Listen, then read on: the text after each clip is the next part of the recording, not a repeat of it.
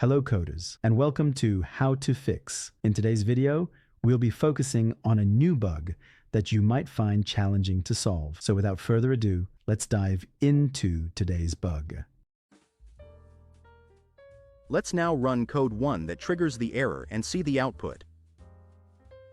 Now, here's the breakdown and the fix for the issue. Please pause the video to absorb the explanation. Now, let's rectify the code and examine the resultant output.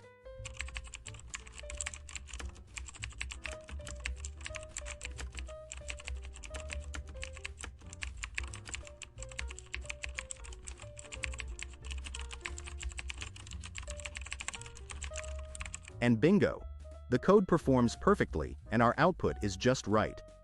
The error has been fixed. That concludes today's video.